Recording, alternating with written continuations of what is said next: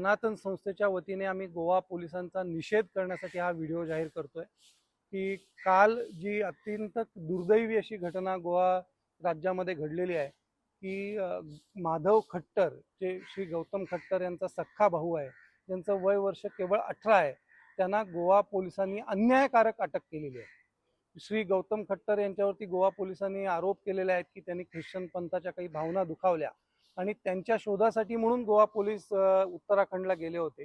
ते घरी सापडले नाहीत, ती व्यक्ती घरी मिळत नाही, म्हणून गोवा पोलिसांनी त्यांना नोटीस देण्याच्या ऐवजी तेथे त्यांच्या घरामध्ये जो 18 वर्षाचा त्यांचा सख्खा भाऊ होता, जो LLBच्या प्री फर्स्ट इयरला आहे, आपण कल्पना करू शकता की वय वर्ष 18, कॉलेजचं पहिलं वर्ष, त्या मुलाला कोणताही त्याचा संबंध नसताना गोवा पोलीस उचलून घेऊन आले, विशेष विमानाने घेऊन आले आणि त्याला अटक केली। आणि त्याच्यावरती आरोप काय ठेवला तर त्या मुलांनी गौतम खट्टर यांना भाषण लिहून दिलं। अरे वा, ही कुठली गोष्ट आहे? 18 वर्षाचा मुलगा, अरे गौतम खट्टर एक प्रसिद्ध युट्यूबर आहेत, त्यांना कशाला कोणी भाषण लिहून देण्याची गरज आहे? पण केवळ ख्रिश्चनांना दाखवण्यासाठी की बघा आम्ही किती संवेदनशील आहोत, आम्ही कशा पद्धतीने आम्ही हिंदू युवकांचा अटक करतोय, तुमच्या भावनांचा आदर राखतोय, हा दिखावा करण्यासाठी एका हिंदू युवकाचा बळी गोवा राज्याच्या पोलिसांनी दिलेला आहे। आणि याचा सनातन संस्था आणि सर्व हिंदुत्ववादी संघटना तीव्र शब्दामध्ये निषेध करतायत। आम्ही याच्यावरती आंदोलन उभारू।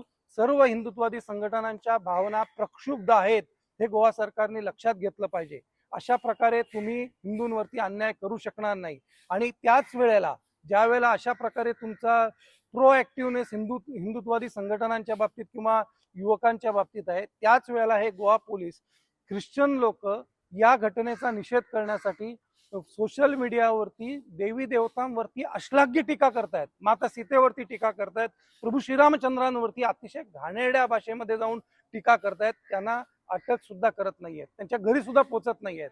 आम्ही पोलीस स्टेशनामध्ये जाऊन निवेदन देतोय, विनंती करतोय, विविध संघटना एकत्रित करतायत, तरी सुद्धा हिंदूंच्या भावनांची किंमत गोवा राज्यामध्ये शून्य राहिलेली आहे। आणि ह्या गोष्टीचा अतिशय या ठिकाणी आम्ही निषेध करतोय। आम्ही उत्तराखंडचे मुख्यमंत्री माननीय पुष्कर धामी यांना देखील विनंती करतोय की उत्तराखंडचा एक युवक आज तुरुंगामध्ये आहे, आपण या प्रकरणामध्ये लक्ष घाला, हा अन्याय आपण वेळीच थांबवा, या मुलाचं आयुष्य उद्ध्वस्त होत आहे ते वाचवा आणि कायद्याला जे काही आहे ते प्रोसिडिंग करू दे, परंतु अशा प्रकारचा अन्याय हिंदुत्ववादी संघटना कदापि सहन करणार नाहीत। एवढीच गोष्ट मी या ठिकाणी सांगू इच्छितो। पुन्हा एकदा गोवा सरकारला हात जोडून विनंती आहे की वेळीच आपण या ठिकाणी लक्ष द्या।